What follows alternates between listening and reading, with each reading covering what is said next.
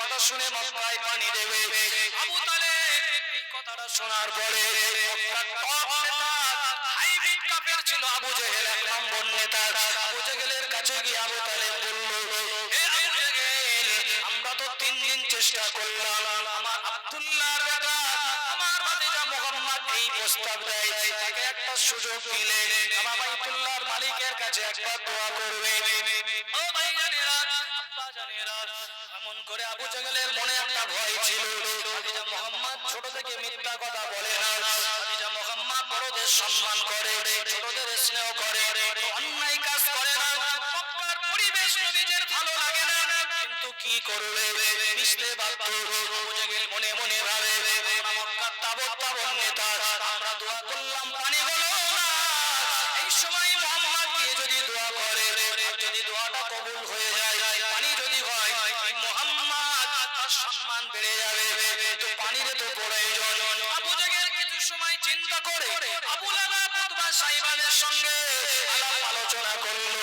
সবাই মিলে ডিসিশন নিল একটা সুযোগ দেওয়া যায়। আবু তালেবকে ডেকে ডেকে বলে দিয়েছে, আবু তালেব তোমার ভাতিজা মুহাম্মদকে রেডি হতে বলো। নবীর চাচা যান আবু তালেব আল্লাহর নবীকে ডেকে ডেকে বললেন, ও ভাতিজা মুহাম্মদ, মক্কার সমস্ত লিডারেরা মেনে নিয়েছে, সবাই অনুমতি দিয়ে দিয়েছে, তাও তুমি গিয়ে পানি চাইবে। নবী চাচা যান আবু তালেবকে বললেন, ও চাচা যান, বাবা বাইতুল্লাহটাকে খালি করে দিতে হবে। আল্লাহর নবী জানতেন মক্কার কাফেরেরা তারা আল্লাহকে মানে না, ঠাকুরের পূজা করে, সময় ওই জায়গায় থাকবে, সময় দোয়া কবুল হবে না। কোরআনুল কারীমের ভিতরে আল্লাহ পাক বললেন, ইন্নামাল মুশরিকুনা নাজাসুন ফালা ইয়াকরাবুল মাসজিদাল হারাম। মুশরিক যারা, কাফের যারা, তারা হলো নাপাক, ফালা ইয়াকরাবুল মাসজিদাল হারাম, তারা যেন আমার মসজিদ হারামের নিকটে না আসে। ও বাবাজিরা ভাইরা, আবু তালেব গিয়ে যখন এই প্রস্তাব দিল, আবু জেহেল মেনে নিল, আবু লাহাব মেনে নিল, মক্কার তাবৎ তাবৎ নেতারা মেনে নিল। বাইতুল্লাহটা একেবারে খালি করে দেওয়া হলো। আল্লাহর নবী দয়ার নবী আব্দুল্লাহ লাল আমিন আব্দুল্লাহ মক্কার বাতি মদিনার জ্যোতি নবী আমার দয়ার নবী ওযুটা করে নিয়ে 9 বছরের নবী বাইতুল্লাহ দরজাতে চলে গেলেন। নূর হাত দুখানা তুলে, নূরের দুটো হস্ত মোবারক তুলে বাইতুল্লাহর সামনে দাঁড়িয়ে দোয়া করলেন, ও রব্বুল আলামিন, আল্লাহ আপনি সব জানেন, সব দেখেন, আজ কয়েকদিন পানি হয় না, মক্কার কুয়াগুলো শুকিয়ে গেছে, কত জন্তু জানোয়ারেরা কষ্ট পায়, সবাই কষ্ট পায়, আল্লাহ পাক আপনি পানির ব্যবস্থা করুন। আল্লাহ নবীর জবান থেকে দোয়া করতে দেরি, কবুল হতে দেরি হলো না, সঙ্গে সঙ্গে ঝরঝর ঝরঝর করে পানি বর্ষণ হয়ে গেছে। আরো জোরে বলুন সুবহান। সম্মান বাড়বে না কমবে? জোরে বলে, এই জোরে বলে। এতে আবু জাহেলের রাগ হবে না? হবে না? যে আমরা মক্কার লিডার 3 দিন ধরে দোয়া করলাম, দোয়া কবুল হলো না, আর 9 বছরের একটা সন্তান, পিতা নেই, মা নেই, দাদা নেই, চাচার কাছে মানুষ হচ্ছে, নাম মোহাম্মদ, এসে দোয়া করলো আর দোয়া কবুল হয়ে গেল, প্রেস্টিজ লিক হয়ে গেছে রে, সম্মান আর থাকবে না। সবাই একই কথা, মক্কার লিডার যারা নিজেদেরকে মক্কার নেতা ভাবে, তারা সবাই মিলে দলবদ্ধভাবে জমাত করে দোয়া করেছে 3 দিন ধরে, সব বেকার, ওনার কিছু কিচ্ছু হয়নি।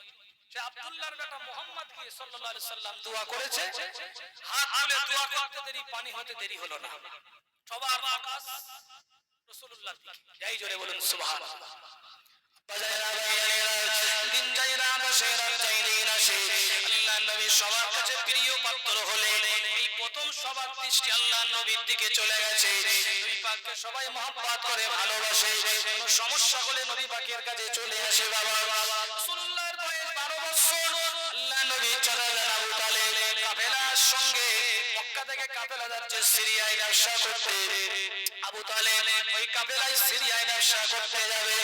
আল্লাহর নবী এসে বলে, চাচা যান, ও আমার চাচা যান, আপনি একবার আমাকে সঙ্গে নিয়ে চলুন, আমি আপনার সঙ্গে যেতে চাই। আবু তালেব বুঝিয়ে বুঝিয়ে বলে, ও ভাতিজা মুহাম্মদ সাল্লাল্লাহু আলাইহি ওয়াসাল্লাম, মক্কা থেকে থেকে সিরিয়া অনেক দূরের রাস্তা, যাওয়ার প্রয়োজন নেই বেটা, রাস্তায় যেতে অনেক কষ্ট হবে, আসতে অনেক কষ্ট হবে, সহ্য করতে পারবে না। আল্লাহ নবী আজ কিনা বারে বারে জিদ করে আর বলে, চাচা আমি আপনাকে এত মায়া করি, 8 বছর বয়স থেকে 4 বছর আপনার কাছে আমি রয়েছি, আপনি কয়েক মাসের জন্য চলে যাবেন, বাড়িতে আমি একা কার কাছে থাকবো? আবু তালেব শেষ পর্যায়ে আল্লাহ নবীকে সঙ্গে করে নিয়ে মক্কা থেকে সিরিয়া রাস্তায় রওনা হয়ে গেলেন। একটা বিরাট কাফেলা নিয়ে চলছে সিরিয়া রাস্তায়। যেতে যেতে যেতে যেতে প্রতিমধ্যে একটা খ্রিস্টানদের গির্জা আছে বাবা, ওই খ্রিস্টানদের গির্জাটা পাদ্রী থাকে, খ্রিস্টানদের ওই পাদ্রীটার নাম হলো পাদ্রী বুহাইরা। ওই বুহাইরা নামক পাদ্রীটি দূর থেকে কাফেলা আসছে দেখে আসকিনাত গির্জা থেকে পার হয়ে গেল। কাফেলা যখন ওই নিকটে পৌঁছে গেছে, কাফেলার মানুষদেরকে দাঁড় করিয়ে দিলেন, দাঁড় করিয়ে দিয়ে বললেন, এই কাফেলার মানুষেরা একটু দাঁড়িয়ে যাও, তোমাদের জন্য আমি একটু মেহমানদারি করব। নবী ওই কাফেলার ভিতরে রয়েছে, ওই পাদ্রী বুহাইরা সবার জন্য মেহমানদারি করলেন। আর বলতে লেগেছে, তোমাদের ভিতরে মুহাম্মদ বলে কে রয়েছে? আল্লাহ নবী হাত তুললেন, আমার নাম মুহাম্মদ। বলল, এই মুহাম্মাদের গার্জিয়ানকে? আবু তালেব হাত তুলে বলে, আমি হলাম গার্জিয়ান। ঠিক সেই সময় খ্রিস্টানদের পাদ্রী বুহাইরা বলে, হে আবু তালেব শুনে রেখে দাও, খবরদার খবরদার, কাফেলাকে তুমি ছেড়ে দাও, কাফেলা সিরিয়ায় চলে যায়, কোনো সমস্যা নেই।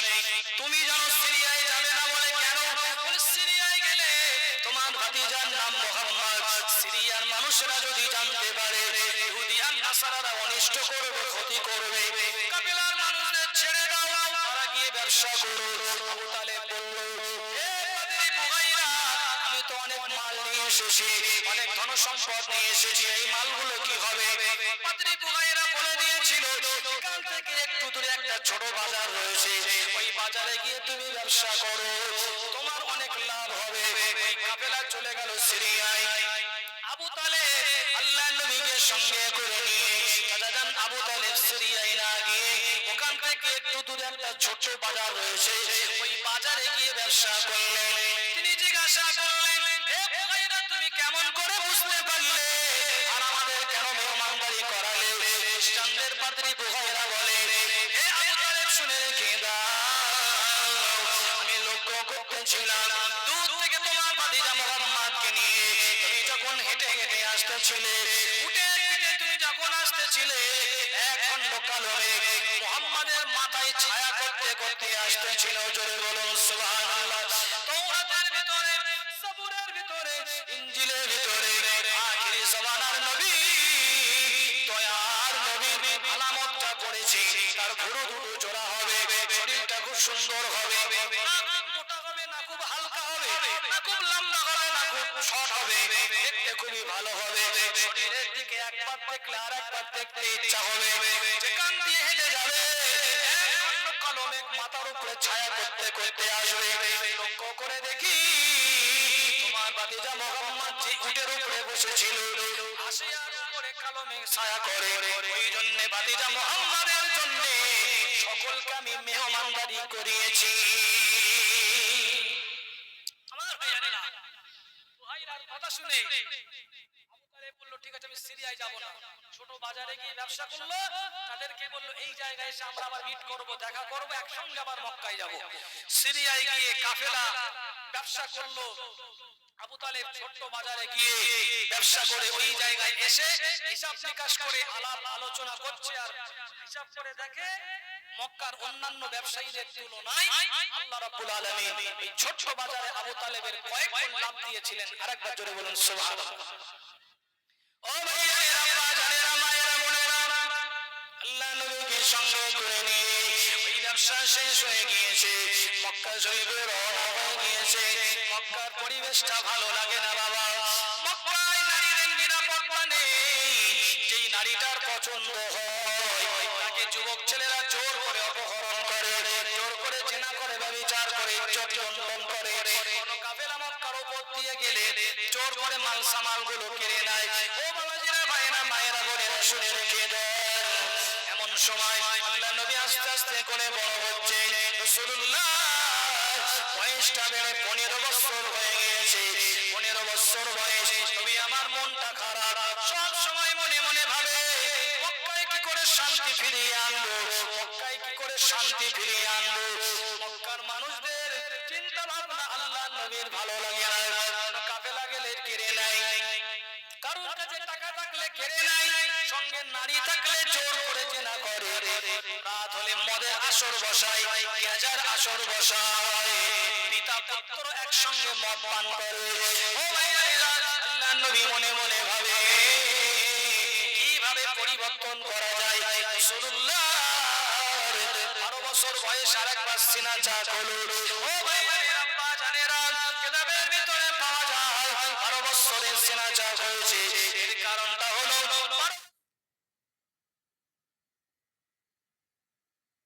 মানে শেষ পর্যায়ে পৌঁছে গিয়ে আর আপনারা পরিবেশ নষ্ট করবেন না সুন্দর করে আপনারা বসেন যারা উঠেছেন ওটা করবেন না বসেন আব্বা জানেরা ভাই জানেরা রাসূলুল্লাহর বয়স 15 বছর মক্কার আবহাওয়া ভালো না পরিবেশ ভালো না মনে মনে ভাবে কখন আমি মক্কায় শান্তি ফিরিয়ে আনবো আব্বা জানেরা ভাই জানেরা ও মায়েরা বোনেরা কিতাবের ভিতরে এসেছে এমন সময় দেখা গেল ওই মক্কার উপর দিয়ে একটা কাফেলা যাচ্ছিল ওই কাফেলাটা যিনি পরিচালনা করছিলেন ওই ব্যক্তিটার নাম ছিল উরওয়া ওই উরওয়া নামক ব্যক্তিটা ওই কাফেলাটা ব্যবসায়িক কাফেলাটা পরিচালনা করে নিয়ে যাচ্ছিলেন তাদের অন্ধকারে মক্কার মরুভূমির উপর দিয়ে কাফেলা যায় হঠাৎ করে মক্কার দুষ্কৃতীরা ওই কাফেলাটা ঘিরে ধরলো ওই দুষ্কৃতীদের ভিতরে যিনি হেড অফ দ্য ডিপার্টমেন্ট ছিল তার নাম হলো বলল কাছে যে সমস্ত সোনা দানাগুলো আছে ভালোই ভালোই আমাদের দিয়ে দাও বলল না না মক্কার উপর দিয়ে গেলে সব সময় টাকাগুলো কেড়ে নাও এবারে আমরা দেব না বার নামক ওই ব্যক্তিটি ওই কাফেলার হেড অফ দ্য ডিপার্টমেন্ট যার নাম হলো উরওয়া ওই ব্যক্তিটাকে মার্ডার করে দিয়েছে মার্ডার করে দিয়ে টাকা পয়সাগুলো সব কেড়ে নিয়েছে তারা সব রাত্রে ছুটে বাড়িতে পালিয়ে গেল বাবাজিরা ভাইরা বাড়িতে গিয়ে তাদের গোত্রের মানুষদের সঙ্গে খুলে বললেন তারা সব আলাপ আলোচনা করে মক্কার মানুষেরা খুব বাড়াবাড়ি করে কাফেলা নিয়ে আসলেই সব লুটে নেয় কেড়ে নেয় জোর করে নিয়ে নেয় আজ ছেড়ে কথা বলবো না চলে এবারে মক্কাবাসীদের সঙ্গে আমরা যুদ্ধ করব উরওয়া নামক ব্যক্তিটাকে মার্ডার করার কারণে দলবদ্ধভাবে মক্কার মানুষদের সঙ্গে তারা যুদ্ধ করার জন্য বার হয়েছে এই খবর মক্কায় পৌঁছে গেছে মক্কার মানুষেরা আবু জেহেল আবু লাহাব উতবা সাইবা মুগীরা আবু তালেব পর্যন্ত ওই যুদ্ধে অংশগ্রহণ করেছিলেন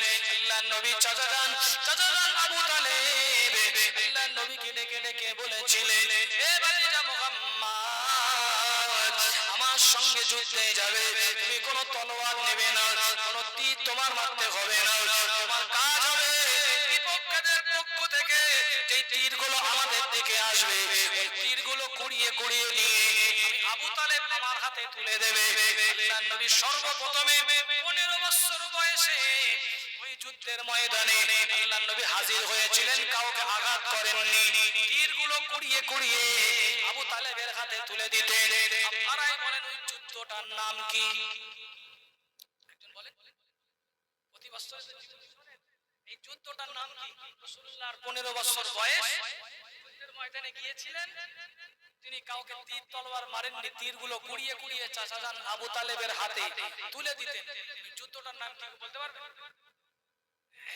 বাবা কেমন জীবন শুনেন আপনারা যুদ্ধটার নাম হলো ফুজ্জারের যুদ্ধ কি নাম ফুজ্জার কোন কিতাবে আছে ফিজ্জার বেশিরভাগ কিতাবে আছে ফুজ্জারের যুদ্ধ আমার আব্বা জানেরা ভাইয়ারা বীর বিক্রমে যুদ্ধ শুরু হয়ে গেল মক্কার অনেক নামমার মানুষ মারা গেল অনেক মায়ের কোল খালি হয়ে গেল অনেক নারী বিধবা হয়ে গেল অনেক ছেলে মেয়েরা এতিম হয়ে গেছে 4 বছর ধরে যুদ্ধটা চললো ক্ষমতা দেখেন 2-1 দিন নয় 2-1 মাস নয় টানা লম্বা 4 বছর যুদ্ধটা চললো মক্কার মানুষেরা বলাবলি করে তারাও বলাবলি করে এইভাবে যদি যুদ্ধটা চলে মায়ের কোলগুলো খালি হয়ে যাচ্ছে স্ত্রীগুলো বিধবা হয়ে যাচ্ছে সন্তানগুলো এতিম হয়ে যাচ্ছে যুদ্ধটা বন্ধ করার দরকার এক জায়গায় বসে একটা মীমাংসা করে নিতে হবে তাদের সঙ্গে এক জায়গায় বসে মীমাংসা করে নিল। আল্লাহর নবীর বয়স 15 বছর থেকে 4 যোগ করলে হয় 19 বছর বয়স হয়ে গেছে। আল্লাহর নবী মনে মনে ভাবে এবার মক্কায় শান্তি ফিরিয়ে আনতে হবে।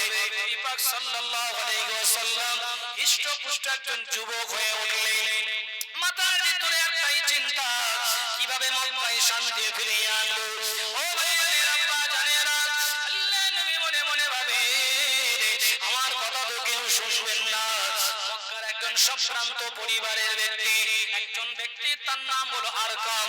একদিন সকালবেলা রাসূলুল্লাহর বয়স 19 বছর, আল্লাহর নবী আরকামের বাড়িতে গিয়ে হাজির।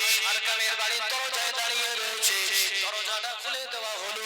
আল্লাহর নবীকে দেখে পাস আরকাম আল্লাহর নবীকে দেখে দরজা খুলে দিলেন। কি ব্যাপার মুহাম্মদ, তুমি কেন সকাল সকাল আমার বাড়িতে কেন এসেছো? আল্লাহর নবী বললেন আমি একটা উদ্দেশ্য নিয়ে এসেছি। আরকাম বলে ঘরের ভিতরে এসো। আল্লাহর নবী ঘরের ভিতরে গিয়ে বসে বললেন, হে মক্কা শরীফের সম্ভ্রান্ত ব্যক্তি আরকাম, আমার মনে মনে হয় মক্কায় আমি একটা সংগঠন করব, আমি একটা ইউনিটি তৈরি করতে চাই। আর মূল নীতি হবে শান্তি প্রতিষ্ঠা করা। আমি ডাক দিলে মক্কার যুবকেরা আমার ডাকে সাড়া দেবে না। আপনি ডাকবেন, আপনি হলেন ধনীপতি, আপনার ডাক শুনে সবাই আসবে। কি করতে হবে আমি বলবো। আরকাম বলল ঠিক আছে, তোমার মাথায় খুব ভালো চিন্তা, তুমি শান্তি প্রতিষ্ঠিত করতে যাও। মক্কার দুর্নাম বদনাম সব জায়গায় রটে গেছে। মক্কা দিয়ে কেউ আর আসতে চায় না, কেউ যেতে চায় না। মক্কায় কারণ নিরাপত্তা নেই, সবাই একই কথা বলে মক্কা দিয়ে যাওয়া যাবে না। ব্যবসায়িক অবস্থাও খারাপ। মক্কাদের সঙ্গে ব্যবসায়িক যুদ্ধ হওয়ার পরে মক্কার কাফেলা অন্য জায়গায় গেলে মাল সামান কিনতে চায় না, সমস্যা হয়। যদি একটা শান্তি প্রতিষ্ঠিত হয় খুব ভালো হবে।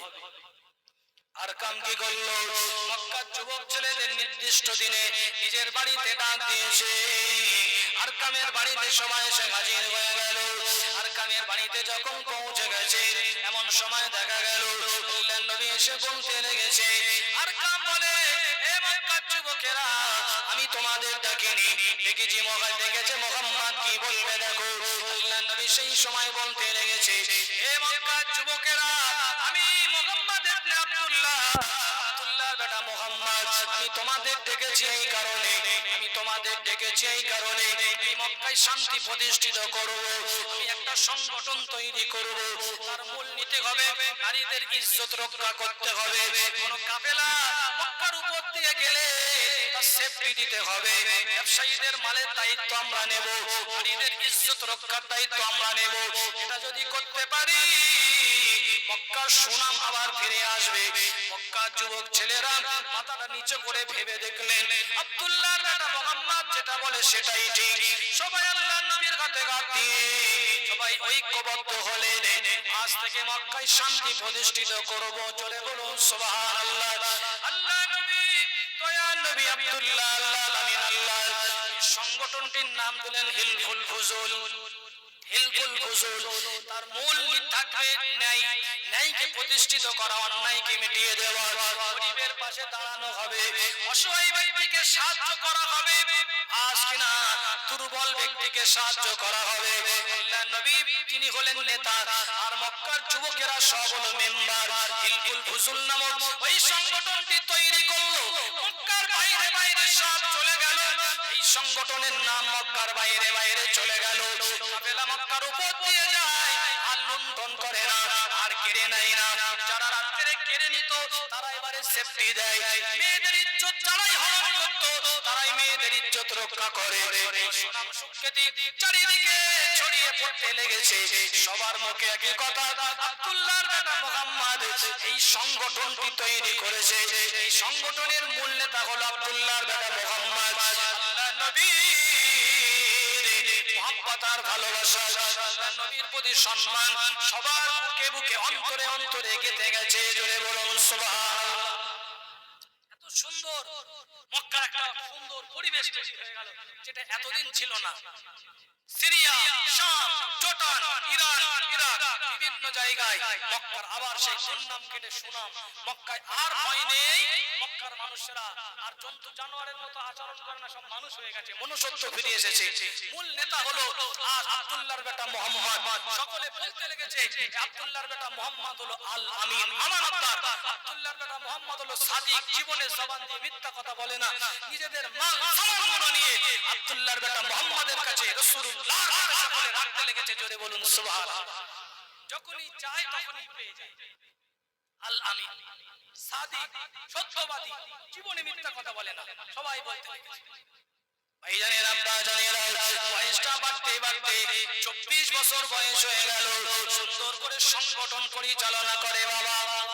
একদিন রাসূলুল্লাহর একটা নিজের ফুম্মাজি নাম তার আতিকা, ভাই আবু তালেবের কাছে এসে বলে, ভাই আবু তালেব, আমাদের ভাতিজা মুহাম্মদ বড় হয়ে গেছে, 24 বছর বয়স হয়ে গেছে, 24 থেকে 24.5 বছর বয়স হয়ে গেছে, বিয়ে দিতে হবে।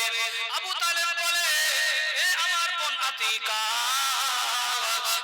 ভাতিজা মুহাম্মদকে বিয়ে দেব, এটা ভালো কথা, কিন্তু আমার তো এখন আর্থিক পরিকাঠামো ভালো না, মুহাম্মদও কোনো কাজ কর্ম করে না, কোনো কাজ করলে বিয়ে দেব। আতিকা বলে, এ ভাতিজা মুহাম্মদ, আমি কি তোমার জন্য একটা কাজের ব্যবস্থা করব? নবী তিনি কর্মঠ যুবক ছিলেন, তিনি অলস নবী ছিলেন না। আতিকা চলে গেল। তৎকালীন জমানায় মক্কার একজন সম্ভ্রান্ত নারী, নাম হলো তার খাদিজা বিনতে খুয়াইলিদ। খাদিজা বিনতে খুয়াইলিদ পিতার পক্ষ থেকে অনেক টাকা পয়সা পেয়েছে। দুজন স্বামী ইন্তেকাল করেছে। একটা স্বামীর নাম আতিক, আরেকটা স্বামীর নাম নাব্বাস। দুটো স্বামীকে হারিয়ে খাদিজা বিনতে খুয়াইলিদ বিধবা একটা নারী, অনেক টাকা পয়সা আছে, বিরাট অট্টালিকা বাড়ি, আজ কিনা স্বামী নেই, অনেক ম্যানেজার বাড়িতে কাজ করে, অনেক টাকা পয়সা রয়েছে বাবা। আতিকার সঙ্গে খাদিজার একটা বন্ধুত্ব রয়েছে। খাদিজার বাড়িতে গিয়ে আতিকা বলতে লেগেছে, খাদিজা, খাদিজা বিনতে খুয়াইলিদ, আমার একটা ভাতিজা রয়েছে, আমার একটা ভাইপো রয়েছে, নাম হলো তার মুহাম্মদ। মুহাম্মদ বাড়িতে রয়েছে, মুহাম্মাদের কি কোনো কাজ দেওয়া যাবে? তোমার বাড়িতে মুহাম্মাদের কি কোনো কাজ দেওয়া যাবে? এমন সময় খাদিজা আতিকাকে ডেকে ডেকে বলে, তোমার ভাতিজা মুহাম্মাদের নাম আমি অনেক শুনেছি, ওই মুহাম্মদ হলো আল আমিন, ওই মুহাম্মদ হলো সাদিক, ওই মুহাম্মদ বলে অলওয়েজ ওয়েলকাম, আমার বাড়িতে তার জন্য স্বাগতম, তুমি তাকে আমার বাড়িতে নিয়ে এসো, আমার বাড়িতে ম্যানেজারের দায়িত্ব দিয়ে দেব। আতিকা বাড়িতে এসে নবীকে ডেকে ডেকে বললেন, এ ভাতিজা মুহাম্মদ, তোমার জন্য কাজ দেখে এসেছি। কি কাজ ফুম্মাজি? বলে, খাদিজা বিনতে খুয়াইলিদের বাড়ি, ভালো চাকরি, তুমি ম্যানেজার হবে। ও ভাইজানেরা, আব্বা জানেরা, মায়েরা, বোনেরা, আল্লাহর নবী কর্মঠ যুবক ছিলেন। চাচা জান আবু তালেবকে সঙ্গে করে নিয়ে, আতিকার সঙ্গে করে নিয়ে খাদিজা বিনতে খুয়াইলিদের বাড়ির দিকে রওনা হয়েছে বাবা। আল্লাহর নবী গুটি গুটি গুটি গুটি পায়ে খাদিজার বাড়ির দিকে আসতেছে। খাদিজা মেন গেটের ওখানে দাঁড়িয়ে ছিল। আল্লাহর নবী আসেন। আল্লাহর নবী আসতে দেখে খাদিজার মনের ভিতরে একটা দাগ কেটেছে। ঘরের ভিতরে আলমারিতে তওরাত কিতাব লাগা ছিল, তওরাত কিতাবটা নিয়ে এইভাবে খুলে পড়তে লেগেছে। পরে আর আল্লাহর নবীর আশা, তওরাতের কিতাবে লেখা বিশ্ব নবী যিনি হবেন তার কি আলামত থাকবে, তার কি সিম্পটম থাকবে, তার কি নিদর্শন থাকবে, এই নিদর্শনগুলো তওরাত কিতাব পড়ে পড়ে মেলাতে লেগেছে। আল্লাহর নবীর হাঁটা, আল্লাহর নবীর ভুরু দুটো জোড়া থাকবে, যখন হেঁটে যাবে দেখলে যুবক ছেলেটার মনে করে শরীরে অনেক শক্তি, দিয়ে যখন হেঁটে যাবে রৌদ্র থাকলে মাথায় একটা কালো মেঘ ছায়া করে রাখবে। আম্মা জান খাদিজা বলে, মুহাম্মাদের হাঁটা আর তওরাতের লেখা হুবহু মিলে গেল। জোরে বলুন সুবহানাল্লাহ। আম্মা জান খাদিজা বিনতে খুয়াইলিদের বাড়িতে আল্লাহর নবী প্রবেশ করলেন। ওয়েলকাম, স্বাগতম জানানো হলো। আল্লাহর নবী বললেন, খাদিজা, আমার কয়েকটা কথা রয়েছে। উম্মাজি আতিকাকে ডেকে ডেকে বললেন, আমার কয়েকটা শর্ত আছে, শর্তগুলো মেনে নিলে আমি কাজ করব। বলে কি? এক নম্বর, আমার থাকার একটা জায়গা আলাদা দিতে হবে, আমার অনুমতি ছাড়া ওই ঘরে কেউ যেতে পারবে না। আমাকে যখন কোনো ব্যবসায়ী পাঠানো হবে ভালো করে বুঝিয়ে দিতে হবে, আমার প্রতি বিশ্বাস করতে হবে।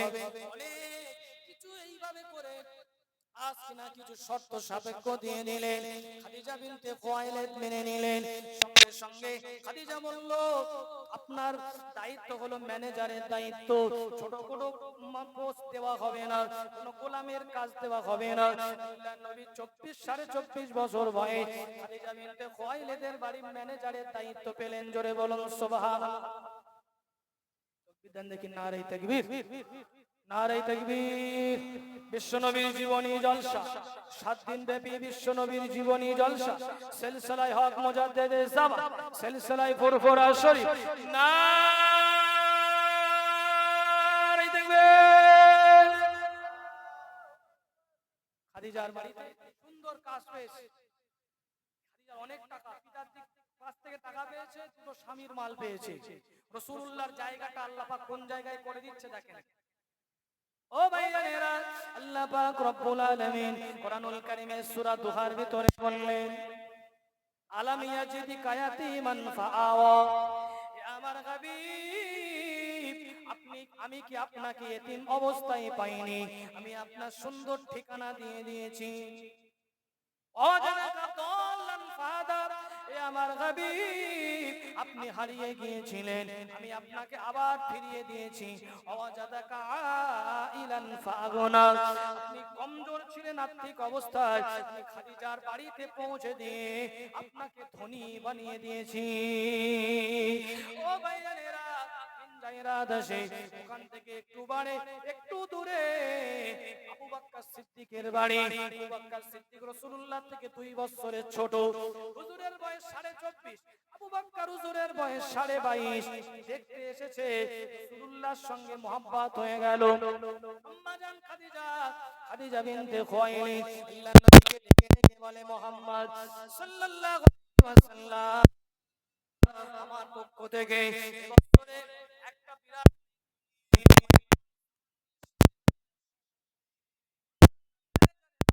বছরে যায়। বছরে ব্যবসা করতে খাদিজার কাছ থেকে অনেক টাকা পয়সা দিয়ে মাল সামান নিয়ে আল্লাহর নবী চলে গেলেন শামে ব্যবসা করতে। খাদিজা একটা গোলাম নাম তার মাইসারা, মাইসারাকে ডেকে ডেকে বলে, তুমি মুহাম্মাদের সঙ্গে যাবে, রাস্তায় কোনো আপত্তিকর ঘটনা ঘটলে সেটা নোট করে রেখে দেবে, আমার সঙ্গে বলবে।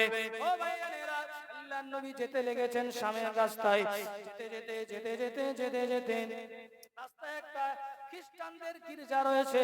এই খ্রিস্টানদের গির্জায় একটা পাদ্রী থাকে, এই পাদ্রীটার নাম হলো নাস্তুর। কিতাবের ভিতরে আছে হযরতে আশরাফ আলী থানভী রাহমাতুল্লাহ আলাইহি তার কিতাবের ভিতরে লিখেছেন, উর্দু ভাষায় কিতাবটা আমার কাছে আছে।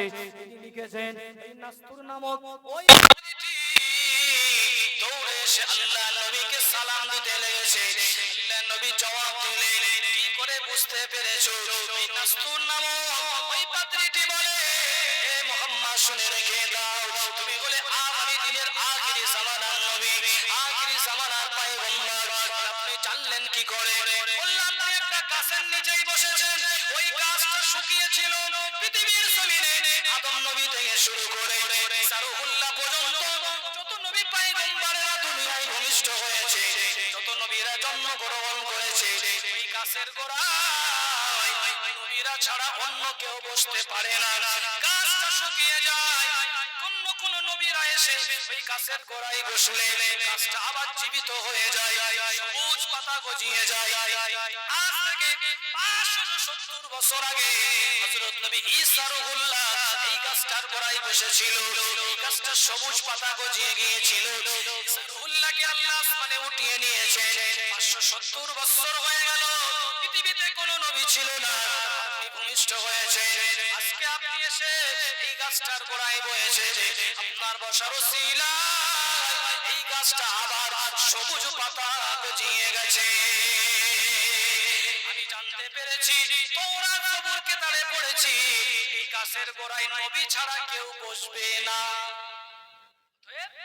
আপনি বলেন আখিরি জামানার পয়গম্বর, ব্যবসা করতে শামে চলে গেছে। শামের মানুষের রাসূলুল্লাহর চেহারা, বাচন ভঙ্গি, মিষ্টি কথা আর মিষ্টি হাসি দেখে পাগল হয়ে গেছে, দেওয়ানা হয়ে গেছে। এর আগে তো নাম শুনেছে অনেক, আব্দুল্লাহর বেটা মুহাম্মদ মক্কায় আমান তৈরি করেছে, তার নাম আল আমিন সাদিক। জীবনী কথা বলে আপনাদের ভিতরে কেউ আছেন বলবেন যে ফজর থেকে নিয়ে এই পর্যন্ত একটা মিথ্যা কথা বলিনি? কারোর বুকে সাহস আছে বলতে পারবেন? অতটা সহজ কি নারী কি পুরুষ মিথ্যা কথা আমরা বলি, কিন্তু ভালো করে শুনে রাখেন, জীবনে মিথ্যা কথা বলেন। আমের লোকেরা রাসূলুল্লাহর কাছে এসে সব মাল সামানগুলো টাকা পয়সার বিনিময়ে কিনতে লেগেছে।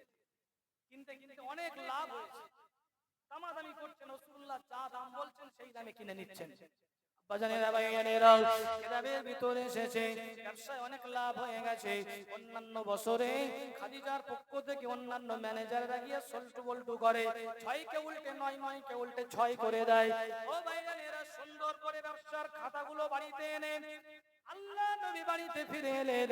আম্মা জান খাদিজার বাড়িতে ফিরে এসে সুন্দর করে হিসাবটা বুঝিয়ে দিয়েছেন। ব্যবসায় অনেক লাভ হয়ে গিয়েছে।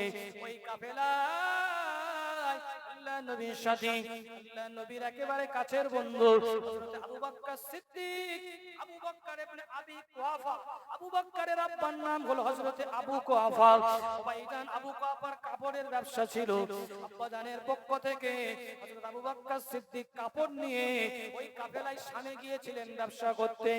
রাসূলুল্লাহর সঙ্গে মুহাম্মদ সাল্লাল্লাহু আলাইহি ওয়াসাল্লামের সঙ্গে যাওয়া আসা থাকায় আল্লাহ রাসূলের ক্লোজ ফ্রেন্ড হয়ে গেছে, মহব্বতের ভালোবাসার বন্ধু হয়ে গেছে। ও ভাইজানেরা, হিসাব নিকাশ বুঝিয়ে দেওয়া হলো। খাদিজার বাড়িতে থাকে, আল্লাহ নবীর ওঠা, আল্লাহ নবীর বসা, রাসূলুল্লাহর খাওয়া, কথাবার্তা, মুখের মিষ্টি কথা, মিষ্টি হাসি, এটা দেখে খাদিজার অন্তরে আল্লাহ নবীর প্রতি একটা প্রেম ভালোবাসা জমিয়ে গেছে। জোরে বলুন সুবহানাল্লাহ। খাদিজা মনে মনে ভেবেছিলেন, দুটো স্বামী আমার ইন্তেকাল করেছে, জীবনে আর কোনোদিন বিয়ে করব না, বিয়ে শাদী আর করব না। কারণ মক্কার মানুষেরা বলে খাদিজার সঙ্গে যার বিয়ে হয় তার স্বামী সে স্বামীটা মারা যায়। খাদিজার আখলাক ভালো না, খাদিজার তকদীর ভালো না, খাদিজার সঙ্গে বিয়ে হলে স্বামীটা মারা যায়, কত দোষ আছে, রোগ আছে, বলুন নাউজুবিল্লাহ। কিন্তু না না, মনে মনে আল্লাহর নবীকে ভালোবেসে ফেলেছে। রাতের বেলা শুয়ে থাকে, ঘুম হয় না। খাদিজার একটা বান্ধবী ছিল মহব্বতের, বান্ধবীদের সঙ্গে মেয়েরা আর ছেলেরা বন্ধুদের সঙ্গে সব কথা শেয়ার করে। ওই বান্ধবীটার নাম হলো নাফিসা বিনতে মুনাব্বি। একদিন রাতের বেলা ডেকে ডেকে বলে, কি ব্যাপার বান্ধবী, রাতের বেলা শুয়ে পড়ো কিন্তু ঘুম হয় না, একবার এপাশ আর একবার ওপাশ করো, টাকা পয়সার কোনো কমতি নেই, অট্টালিকা বাড়ির ভিতরে শুয়ে থাকো কিন্তু ঘুম আসে না কেন? খাদিজা বলে, কোনো ব্যাপার না, বলে না, দীর্ঘদিন আপনার সঙ্গে আছি, নিশ্চয়ই কিছু একটা হয়েছে, আপনি আমার ক্লোজ ফ্রেন্ড, আমার কাছে কিছু লুকাবেন না। খাদিজা বলতে, সুযোগ, এই সুযোগে মনের কথাটা বলতে হবে, নিজে মুখ দিয়ে বলতে না পারলেও অন্তত বান্ধবীকে বলি। বলছে, বান্ধবী কি বলবো, ওই যে আমার বাড়িতে ম্যানেজারের কাজ করে মোহাম্মদ, এত সুন্দর দেখতে আর এত মানে পাচন ভঙ্গি, মিষ্টি কথা, মিষ্টি হাসি আর জোড়া ভরু আর টানা টানা চোখ, দেখতে যেমন, একবার দেখে বারবার দেখতে দেখতে আমি তার প্রেমে পাগল হয়ে গেছি। আমি মনে মনে ভাবি, যদি ওই মোহাম্মদের সঙ্গে আমার বিয়ে হতো আমি খুশি হয়ে যেতাম। জোরে বলুন সুবহানাল্লাহ। বলে, বলো কি, তোমার দুটো স্বামী ইতিপূর্বে মারা গেছে, দুটো স্বামী মারা গেছে, হ্যাঁ, তো এখন এই সময় তুমি বিয়ে করবে?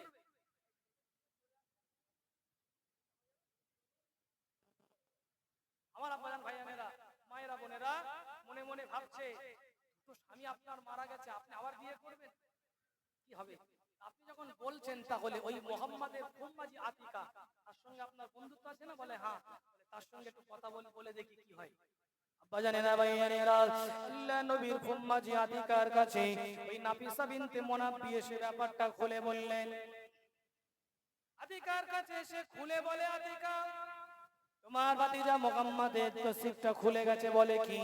বলে, ওই খাদিজা, যার বাড়িতে তোমার ভাইপো তোমার ভাতিজা কাজ করে, ম্যানেজারের দায়িত্ব পালন করে, ওই খাদিজা তোমার ভাতিজাকে ভালোবেসে ফেলেছে, বিয়ে করতে চায়। বলে, বলো কি? বলে, হ্যাঁ, খাদিজার তো অনেক টাকা পয়সা আছে, আমার ভাতিজা তো গরিব, তার বাড়ির কর্মচারী মানুষ কি বলবে, চলো আমার ভাইয়ের কাছে যাই। আবু তালেবের কাছে চলে গেলেন, আবু তালেবের কাছে ব্যাপারটা খুলে বললেন।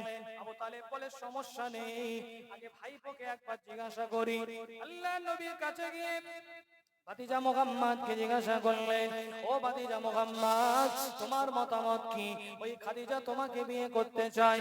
আল্লাহর নবী চাচাজানকে জবাব দিয়েছিলেন, ও আমার চাচাজান, আপনি যেটা বলবেন সেটাই হবে। আপনার যদি মত থাকে, আপনি যদি ইচ্ছা করেন, সেটাই হবে, সেটাই আমি মেনে নেব। আল্লাহর নবীকে সঙ্গে নিয়ে চাচাজান আবু তালেব আতিকা নাফিসা বিনতে মুনাব্বি খাদিজা বিনতে খুয়াইলিদের বাড়িতে এসে গেছে। ও খাদিজা, এই কথা শুনলাম। খাদিজা মাথাটা নিচু করে বলে, চাচাজান ঠিক শুনেছে। বলল, সমস্যা একটা আছে। বলে কি? বলে, তুমি বলে মক্কার সবচেয়ে ধনী, আর আমার ভাতিজা মুহাম্মদ তোমার বাড়িতে কাজ করে। মানুষজন বলাবলি করবে, মুহাম্মাদের মনে লোভ হয়ে গেছে।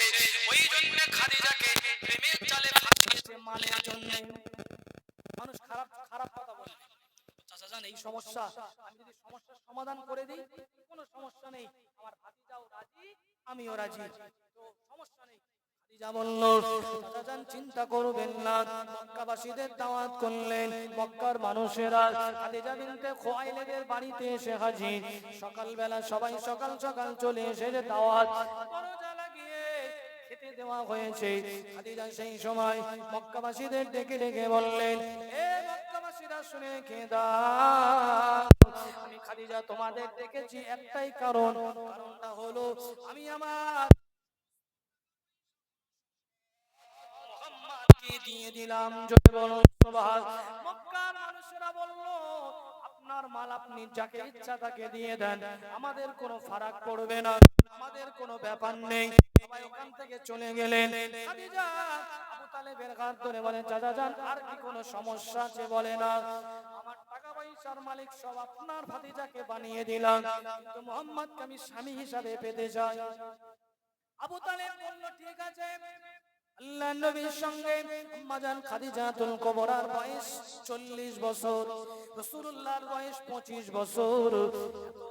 বয়সের ব্যবধানে কেন বিয়ে হলো? আল্লাহ যদি নসিবে রাখেন আগামী কাল বলবো।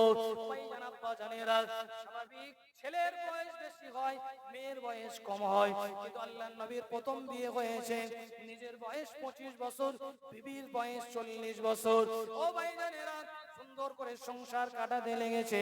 দিন যায় রাত আসে, রাত যায় দিন আসে। স্বামী স্ত্রী আম্মাজান খাদিজাতুল কুবরা রাদিয়াল্লাহু তাআলা আনহা, আর নাম ধরা যাবে না।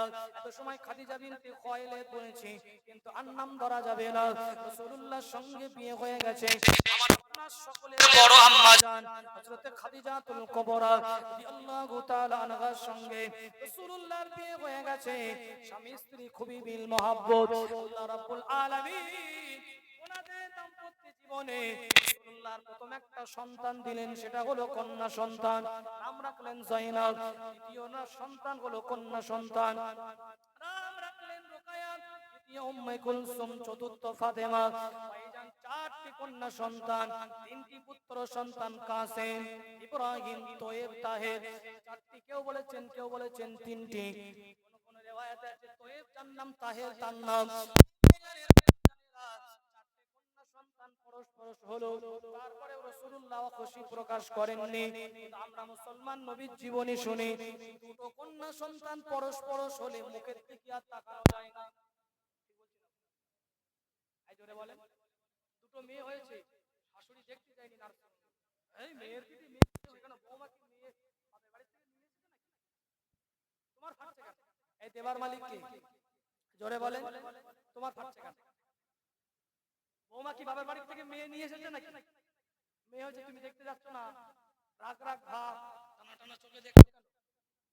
আল্লাহ পাক রব্বুল আলামিন কোরআনুল কারীমের ভিতরে বললেন, বিসমিল্লাহির রহমানির রহিম, লিল্লাহি মুলকুস সামাওয়াতি ওয়াল আরদি, ইয়াখলুকু মা ইয়াশাউ ওয়া ইয়াহাবু লিমান ইয়াশাউ ইনাসা ওয়া ইয়াহাবু লিমান ইয়াশাউ যুকুর আও يزوجكم ذكرانا وإناثا ويجعل من يشاء عقيما إنه عليم قدير। এই আয়াতের তাফসীরটা একটু সংক্ষেপে বলে দিই, মনোযোগ দিয়ে শুনেন, ঈমানের খাতরা হবে। ও ভাইজান, 7 নম্বর পৃষ্ঠায় এমন করে আল্লাহ পাক কোরআনুল কারীমের ভিতরে বললেন, ওয়ালিল্লাহি মুলকুস সামাওয়াতি ওয়াল আরদি, জমিন আসমানের মালিক হলেন আল্লাহ। ইয়াখলুকু মা ইয়াশা, যেটা ইচ্ছা সেটা তৈরি করবেন, যেটা খুশি সেটা করবেন। করবেন। আপনাদের মালদা জেলা আমে বিখ্যাত, বর্ধমান জেলা ধানে বিখ্যাত, হুগলি জেলা আলুই বিখ্যাত। আজকে না বিভিন্ন জায়গায় আল্লাহ বিভিন্ন রকম মাল দিয়েছে। আল্লাহ বললেন একলুকু মায়াশা, যেখানে যেটা খুশি সেখানে সেটা বানাবো, কেউ কিছু বলতে পারবে না। বলতে পারবে? এবারে ভালো করে শুনেন। যাকে ইচ্ছা তাকে মেয়ে দেব, একটা দেব, দুটো দেব, তিনটে দেব, চারটে দেব, খুশি হওয়ার কোনো দরকার নেই। 5 বিঘে ভিটা বাড়ি, হাইওয়ের ধারে অনেক জমি জায়গা আছে, ছেলের প্রয়োজন আল্লাহ দেয়নি, আছে না নেই? আল্লাহ বললেন ইচ্ছা করলে ছেলে দেব, একটা দেব, দুটো দেব, তিনটে দেব, চারটে দেব, পাঁচটা দেব। ভিটে বাড়ির জায়গা কম, ভিটে বাড়ির জায়গা কম, ঘর করার জায়গা নেই, উঠি ছেলে একটাও মেয়ে নেই, আছে না নেই? আল্লাহ বলছেন